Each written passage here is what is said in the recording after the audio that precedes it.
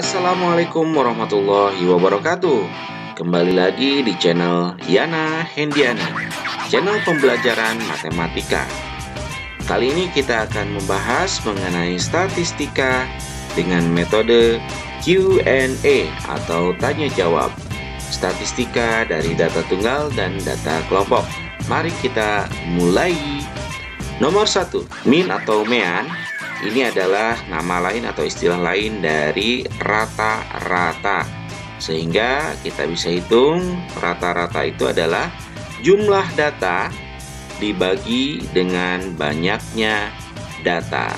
Kita jumlahkan semuanya. Oke, dibagi dengan banyaknya data. Datanya semuanya ada 7 ya.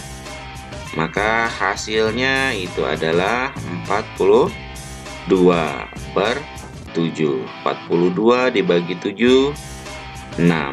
Inilah rata-rata atau min dari data tunggal yang diberikan pada soal nomor 1.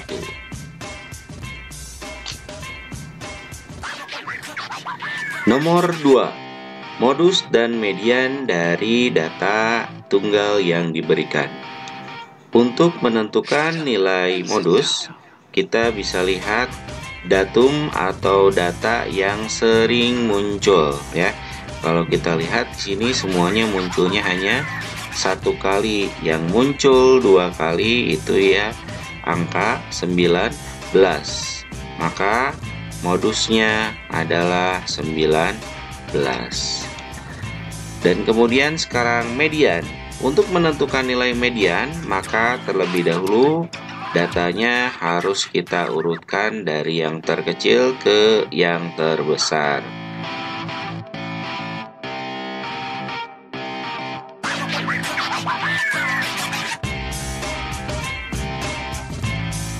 Median itu adalah pertengahan data di antara 16 dan 17. Sehingga kita bisa rata-ratakan 16 ditambah 17 dibagi 2, sehingga hasilnya 33 per 2. Maka mediannya adalah 16,5. Nomor 3, untuk menentukan jangkauan kuartil dan simpangan kuartil, maka langkah pertama tentunya kita harus menentukan kuartil 1, 2, dan 3. Dan sebelum menentukan kuartil, kita harus mengurutkannya terlebih dahulu dari data yang terkecil. Jadi setelah diurutkan, kita dapatkan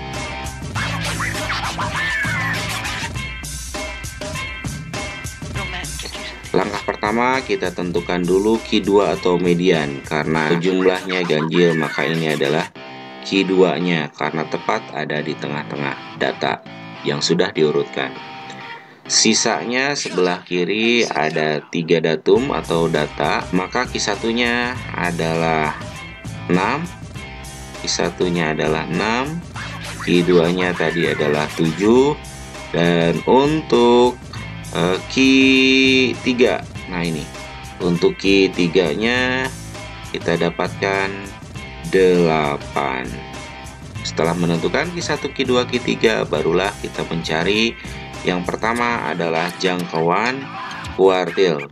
Jangkauan kuartil didapatkan dari Q3 dikurangi dengan Q1, sehingga hasilnya 8 dikurangi 6. Maka nilainya adalah 2. Sedangkan untuk simpangan kuartil, maka kita dapatkan setengah dari Q3 kurangi Q1 atau setengah dari jangkauan kuartil. Kita hitung saja, setengah dari 8 kurangi 6. Maka hasilnya setengah dikalikan 2, ternyata simpangan kuartilnya adalah 1. Nomor 4, yang ditanyakan adalah simpangan baku atau standar deviasi dari data tunggal. Maka langkah pertama kita cari dulu rata-ratanya. yaitu dengan menjumlahkan semua datanya, tambah 17 ditambah 17 dibagi dengan banyaknya data, ada 5 ya, sehingga bisa kita jumlahkan, hasilnya 85/5 dan didapatkan rata-ratanya adalah 17. Setelah didapatkan rata-rata, baru kita mulai hitung simpangan bakunya dengan cara akar dari rata-ratanya 17 dikurangi data pertama, yaitu 17, kemudian dikuadratkan, dijumlahkan rata-rata lagi 17, sekarang dikurangi data kedua, yaitu 16, kemudian dikuadratkan juga, ditambah dengan rata-rata dikurangi data ketiga, yaitu 18, dan dikuadratkan, kemudian lanjutkan lagi rata-rata dikurangi data keempat, yaitu 17, dikuadratkan, dan terakhir 17 rata-rata ini dikurangi dengan data ke-5, yaitu 17, dikuadratkan. Setelah selesai, kemudian dibagi dengan 5. Silahkan dihitung akar dari 17 kurangi 17, 0 kuadrat, ditambah dengan 17 kurangi 16, 1 kuadrat, ditambah dengan 17 kurangi 18, min 1 kuadrat, ditambah 17 kurangi 17, 0 kuadrat, ditambah 17 kurangi 17, 0 kuadrat, dibagi dengan banyaknya data, yaitu 5. Silahkan langsung dihitung. 0 kuadrat 0, 1 kuadrat 1 ya, min 1 dikuadratkan, min kali min plus, berarti hasilnya positif 1, ditambah 0 ditambah 0 dibagi dengan 5, maka didapatkan hasilnya adalah akar 2/5. Nomor 5, kita mulai masuk ke data kelompok. Jika diketahui kelas dari suatu kelompok adalah sebagai berikut, yang manakah tepi bawah, panjang kelas, dan nilai tengah? Sebagai dasar, kita tahu bahwa diketahui ini adalah batasan atau interval dengan nilai, ini batas bawahnya 68, kemudian 76 ini adalah batas atas, dan 7 adalah frekuensinya. Untuk tepi bawah kita dapatkan dari batas bawah dikurangi 0,5, sehingga 68 dikurangi 0,5, tepi bawahnya adalah 67,5. Sedangkan untuk panjang kelas bisa kita dapatkan dari selisih batas atas dan batas bawah ditambah dengan 1, sehingga 76 kurangi 68 ditambah dengan 1, hasilnya adalah 9.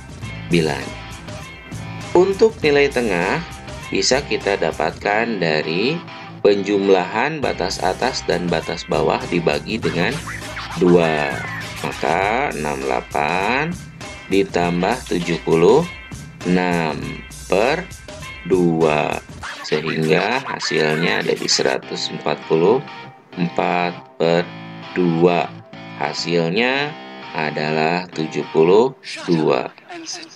Nomor 6 yang ditanyakan adalah rata-rata dari data kelompok. Langkah pertama, jika diberikan data kelompok seperti ini, maka kita harus mencari nilai tengah dari masing-masing kelas. Ya, bisa kita hitung untuk nilai tengah ini adalah kelas yang pertama 32 ditambah 38 dibagi dengan 2. Nah, ini adalah nilai tengah ya, nilai tengah kelas yang pertama. Sehingga didapatkan hasilnya adalah 70/2. Maka didapatkan 35. Oke, untuk yang bawahnya tinggal kita hitung saja panjang kelasnya supaya lebih mudah. 38 dikurangi 32 ditambah 1 sehingga hasilnya 7 ya. Nah, jadi kita tinggal menjumlahkan saja. 35 ditambah dengan 7, 42. 42 juga ditambah 7 dapat 49. Kemudian selain X kita cari perkalian antara frekuensi dengan nilai tengah tadi. Kita buat dalam suatu kolom. Ya, tinggal kita kalikan saja. 35 dikali 2 hasilnya adalah 70. Kemudian 42 dikali 7, 2 kali 7 didapatkan 14. 7 kali 4, 28 tambah 1, 294 ya. Dan satu lagi, 1 dikali 49 didapatkan 49. Maka dijumlahkan hasilnya adalah 413. Dari rumus kita mendapatkan bahwa X bar itu adalah penjumlahan dari kolom Fx dan atau dibagi dengan penjumlahan dari kolom F. Ini kolom Fx-nya udah kita dapatkan. Sekarang kita cari yang penjumlahan kolom F atau jumlah data. Kalau dijumlahkan ini hasilnya adalah 10 ya. Nah, maka 413 dibagi dengan 10, maka hasilnya 41,3. Nomor 7. Tentukan modus dari data yang diberikan. Langkah pertama kita menentukan dulu kelas modus. Kelas modus adalah kelas dengan frekuensi tertinggi. Kita lihat di sini frekuensinya yang tertinggi adalah 32 ya. Maka inilah yang namanya kelas modus.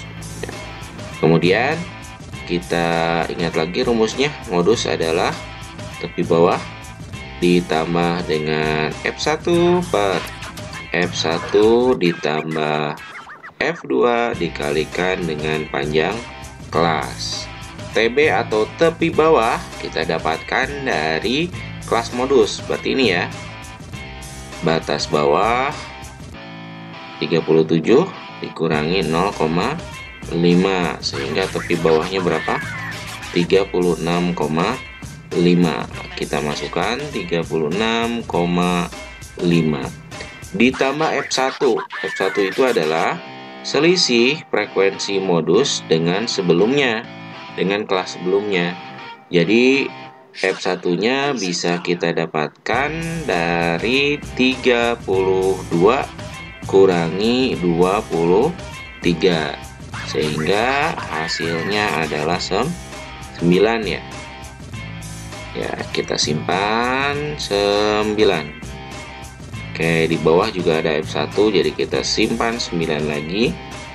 Untuk F2, kita dapatkan dari selisih frekuensi kelas modus dengan frekuensi setelahnya.